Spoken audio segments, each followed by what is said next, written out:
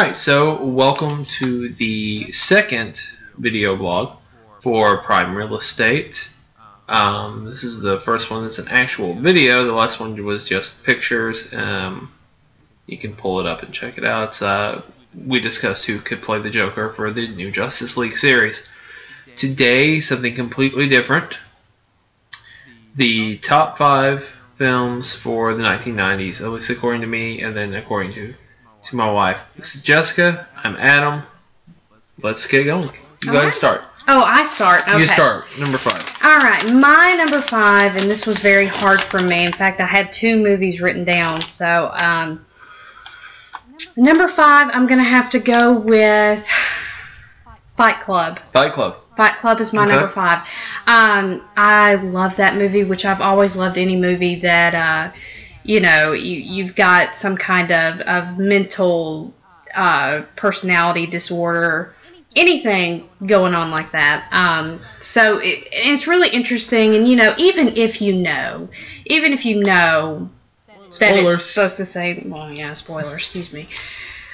If you haven't seen it, then you're as bad as you are. If you haven't seen it, I mean, you already know it. You already know it, exactly. Everybody already knows that's the same person. And Psycho are 2 of the most ruined endings, I think, in maybe Sixth Sense. But, you know, the greatest thing, though, about Psycho is everybody was able to keep it quiet for a while, you know, until most people saw the movie. I think Fight Club was the same. People kept that quiet. Yeah, Sixth Sense was the one that everybody just kind of went overboard and went, oh, you already knew he was dead. Yeah. You didn't. But anyway. Alright, so Fight Club. Fight Club is awesome. Okay. I love that movie.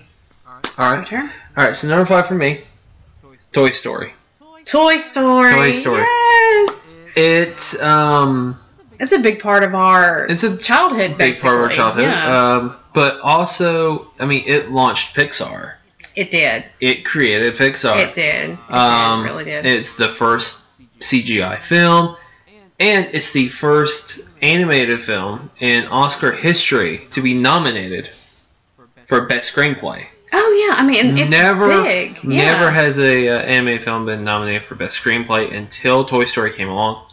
What was funny is that both Mattel and G.I. Joe both said you can't use our product name, because they thought the movie would bomb.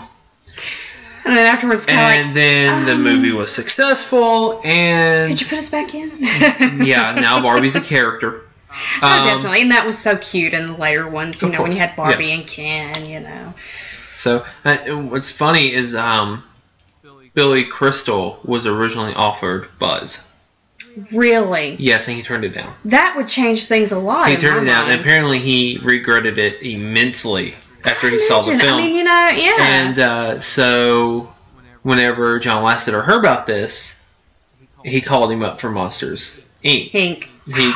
And they said, Billy Crystal said that, you know, his wife, you know, hollers at him, hey, John Lasseter's on the phone, and Billy just took the phone and said yes. I bet. Whatever it is. Yeah, whatever it is, no matter what. So, number 5, Toy Story. Toy Story. It's launched so many great films now. Oh, definitely. I mean, Pixar. You know, so we started with Toy Story. Now we've got Wall-E. Yep. You know. All right. My number 4. My number 4. Odd enough that we would mention it. My number 4 is one that we mentioned when I talked about Fight Club. Sixth Sense. Sixth Sense. Love that movie. You know, even to this day, I watched it. It was probably about 6 months ago, I guess. Yeah. But, you know, I watched it, and it still, you know, was chilling in certain areas, you know. Like when he's going up and they shove him in that. Yeah. It's not really an attic door, but, you know, that little covered door. And, you know, just you feel the intenseness of that moment. Yeah, you definitely. know? And, you know, Haley Joel Osment is just such a great actor anyway. And Bruce Willis, to boot, might be a jerk, but you get a good result out of him. You know, I enjoyed that movie so much. And, you know, for you to know something, you know how it begins, you know how it ends, you know the beginning, middle, and end. but you can watch it and you still get that reaction out of it. You still feel sad when you're supposed to feel sad. You still feel excited. You still feel intense. You know, that's a good movie. And there's still things to notice about it. Definitely. I mean, you know, I think we still notice things whenever we watch that movie, so that's always fun too. That's a good movie. All right, so my number 4, Shawshank Redemption. I knew that would probably love the Shawshank. It's one of those films that I don't care if it's the final episode of your favorite TV series and it's never going to re-air. This is it. They're going to burn all the prints. If Shawshank Redemption is on, you will stop to watch it. It's a great movie. That had to be on your top 5 because if not, they would take your man credit away. And you know, it almost didn't. It almost didn't. They were about to knock on our door. I was doing the final list today, and I went, shit, Shawshank. Such a great movie. They were about to come knock on our door and say, I'm sorry, your husband's no longer and here. So, and what's funny is, you know, in the book, Shawshank Redemption, by Stephen King, the short story, he sold the rights for $5,000 for that short story. Really? And he never cashed the check. Never. And then after the movie, he loved the movie so much, he had the check made into a plaque and gave it to the director and said, hey, if you ever need bail money, there it is. Love, Steven. That's great. It's great. And okay, so most movies that have a narrator, this one had the greatest narrator in history. Oh, the greatest narrator ever, yes. God himself. For real. He, unlike most movies that do the narration after the movie, they recorded the narration first. And it played during the scenes filming? Wow. To get the rhythm right. That's great. Yeah, that's a good idea. And then they had it worked, although obviously. There was apparently some kind of weird buzz in it that they couldn't get out, so they had to go back and re-record the narration. But it played during the fact that they had it, and that helped with the flow of the movie, I'm sure. All right, so we're to number 3 now, right? Yes. Number 3 for me, and of course I at first I put down 1, number 3, and I ended up going, no wait, there's a movie I like more than that. Ghosts in the Darkness. Ghosts in the Darkness. I love that movie. That is one of my favorite movies.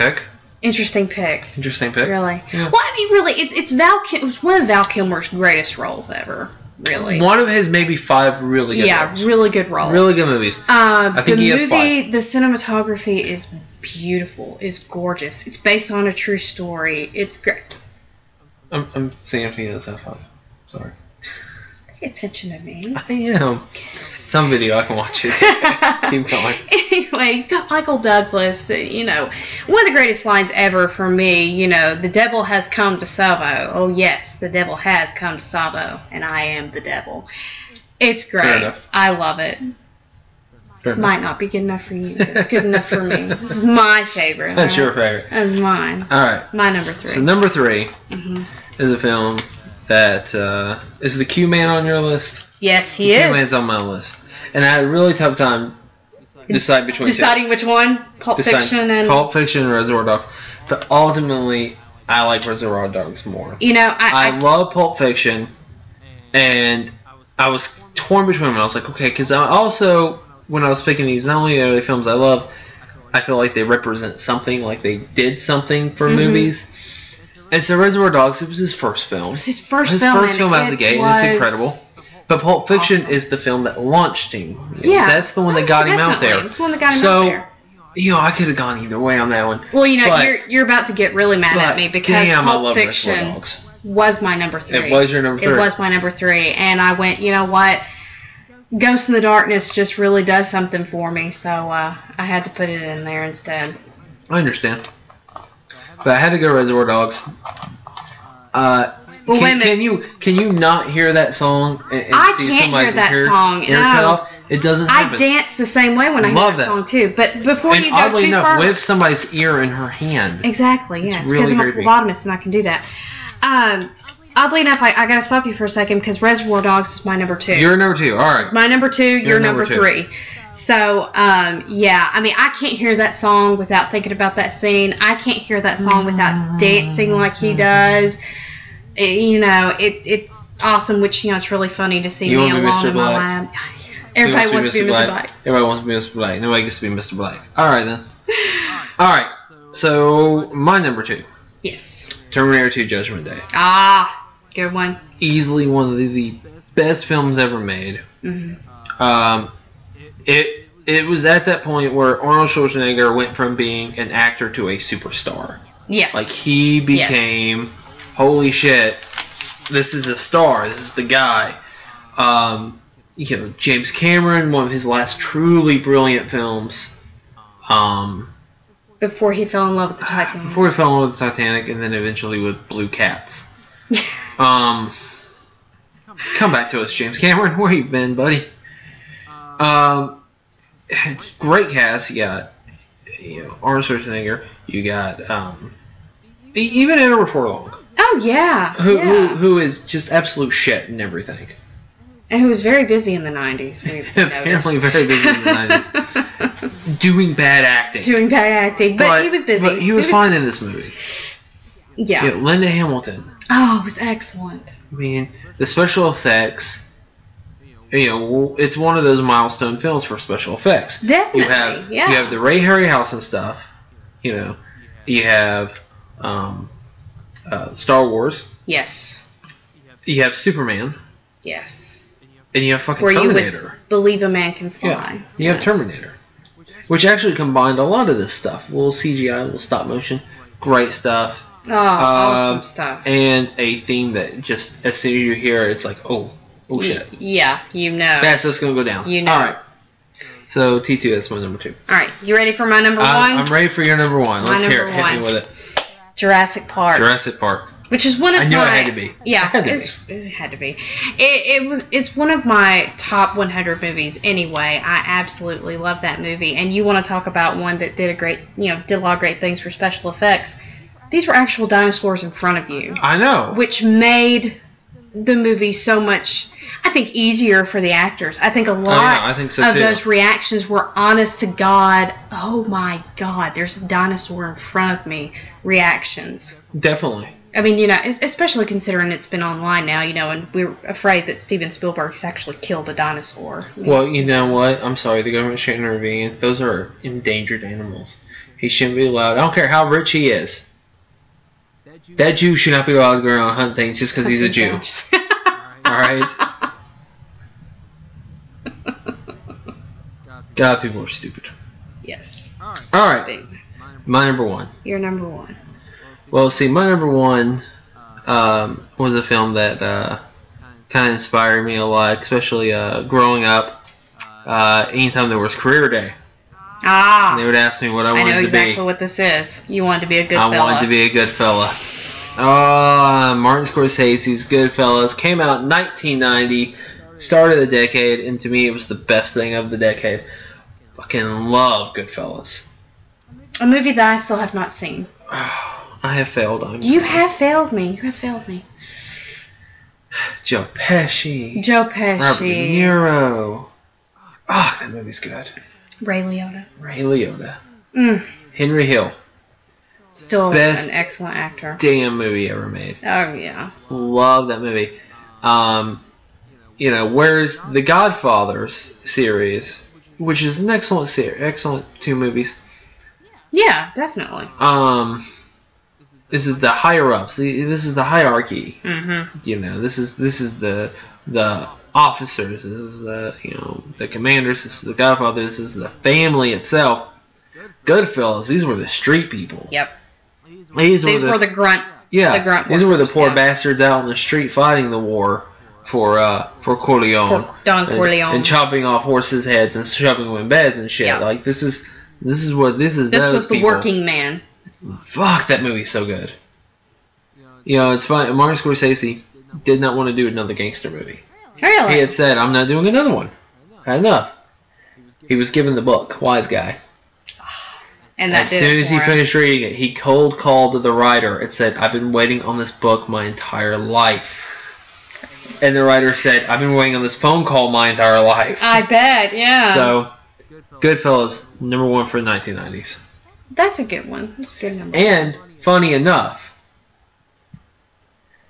take it back to my #4. Mm-hmm.